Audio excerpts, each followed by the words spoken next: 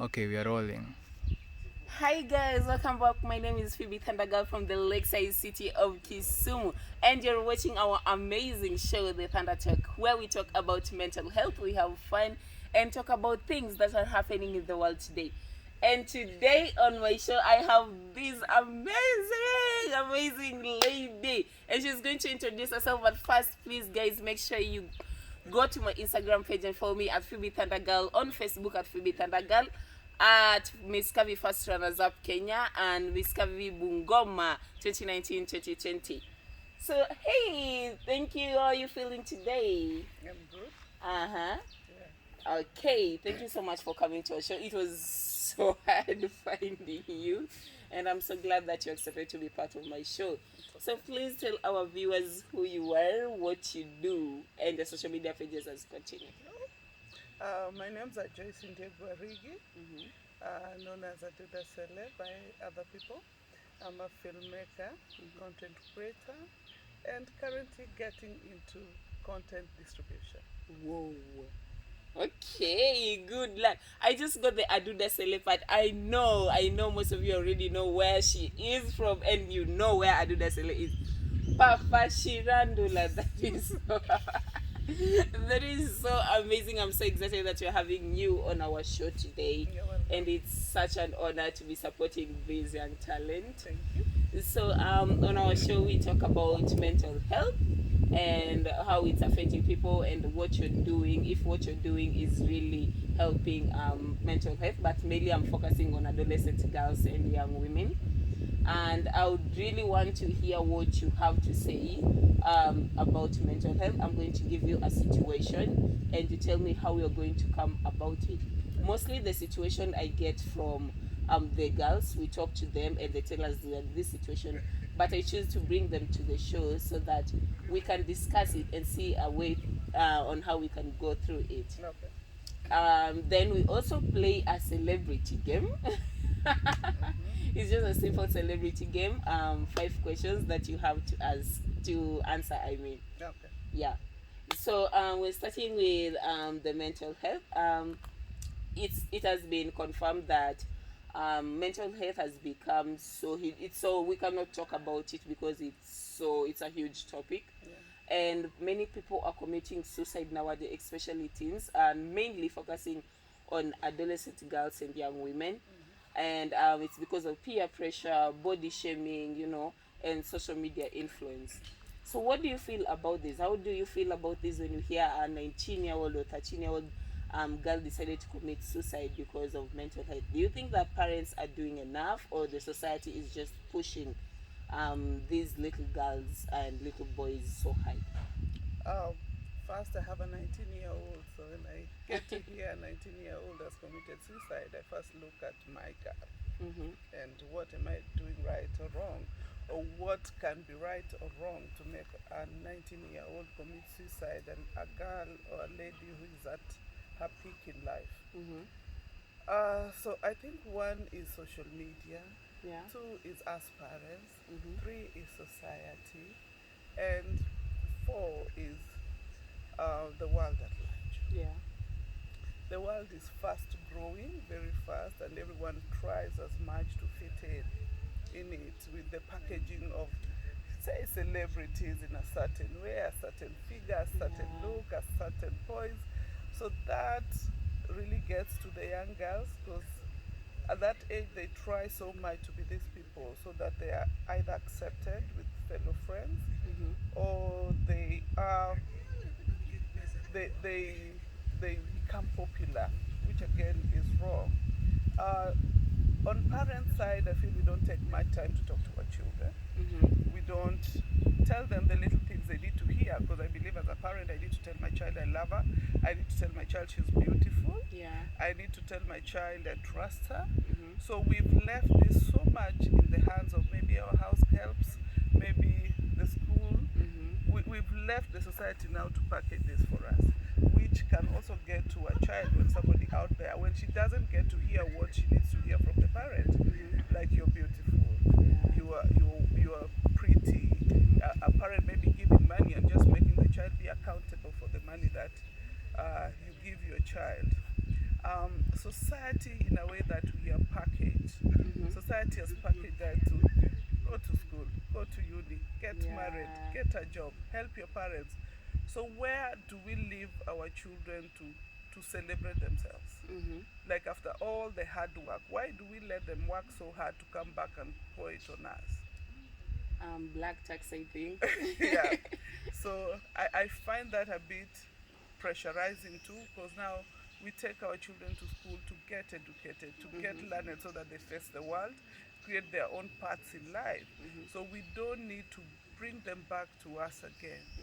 We are doing our part as parents. We need to do our part as parents and let them live their lives with the guidance that we give them. So we need to also take care of ourselves. Amazing. So that at the end, it's our responsibility to raise our children, not our children raise us again. Yeah. So there was this situation where this 16-year-old girl was dating a truck driver, and the truck driver was HIV positive, but she really loved this guy.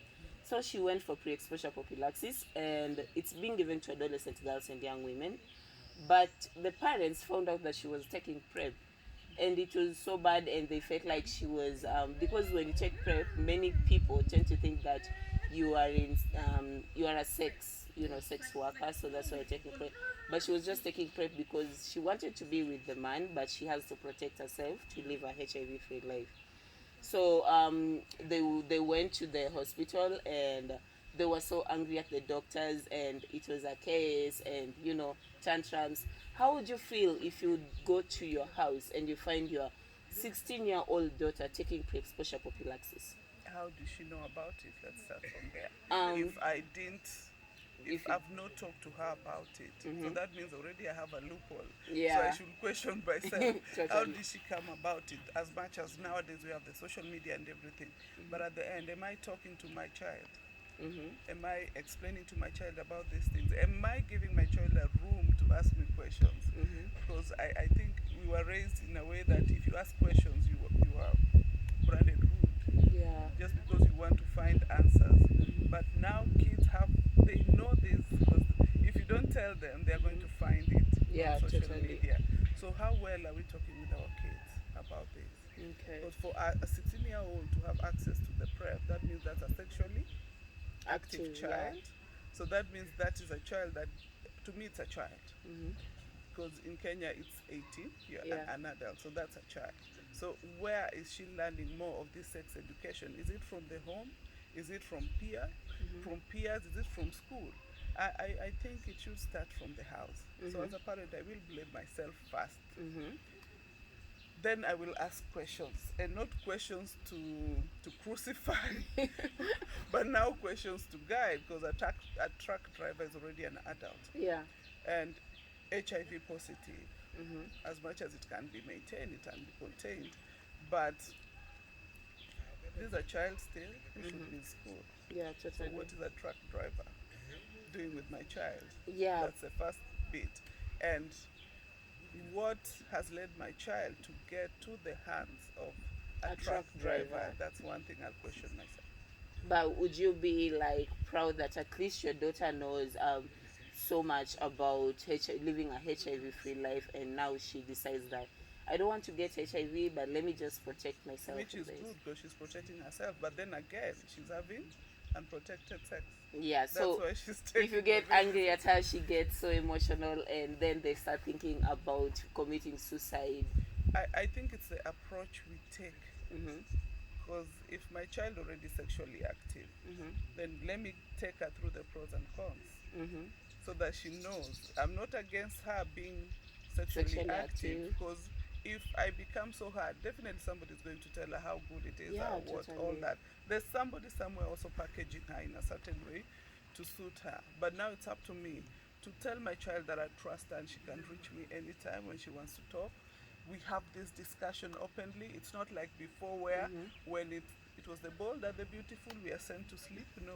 Yeah. Now they sit and watch it. If you deny them, they are going to get it elsewhere. Yeah. So the communication bit is very important. Yeah.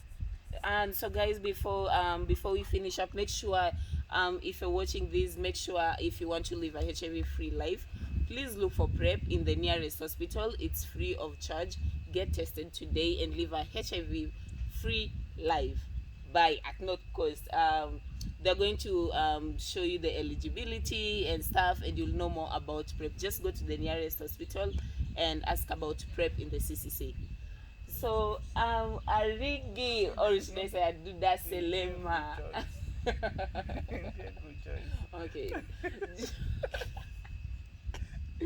Okay. I'm so moved by what you have to say about this, being that you're a mother and you understand. And what I got from you is that we know they are getting sexually active. We really know that. So we just have to find a nice way of telling them the do's and don'ts. Because if you don't tell them, they are going to get it somewhere else. So parents, it starts from you. You have to talk to your kids, make them your best friends, and let them talk to you, and you're going to save a lot of people, and they won't think that there's there's no chance for them to live like this. They just want to go and die and stuff. So let us talk to our let's talk to our kids and get to know what they want and what they're doing. So now it's time for the celebrity game. I'm going to ask you 5 questions, of which you have to choose one of the choices, and you have to answer and tell me why you're choosing that point. One. Would you rather go on a romantic date, or would you rather stay at home? I'd rather stay at home. Okay. I'd rather stay at home. Why? Because if I go for a romantic date, that means I have to prepare myself for a lot ahead. But if I'm home, I'll have the talking. It will be a process before, so I'll get all the nitty-gritties I need to understand about someone. Right? Yeah. For the first time in our show, we have someone, a lady who doesn't like going for a romantic date. That's new in the THUNDERTALK. Would you rather get stuck in an island, or do you rather get stuck in a desert? Island, anytime. Why? Why I'm island? born and raised in an island. Oh, So really? there's a lot to do. It's fun. It's a closed space, so everything accessible. And Yeah. you can actually live there. But a desert, you have to be struggling to getting a lot around. So I'd rather be in an island. I love fun. For me, an island sounds like Jumanji. It is still fun. Still fun. There's a lot to do. A tea or coffee? Coffee any day. Any day, Any anytime. day, coffee. Coffee Why? black, no sugar. No sugar? Concentrated, yeah. Coffee black. She's no full sugar, of surprises, my people. concentrated. Yeah. Okay. Now to the part you people are always waiting for. This is the part my viewers are always waiting for. Okay. Who is your Kenya celebrity crush? Crush.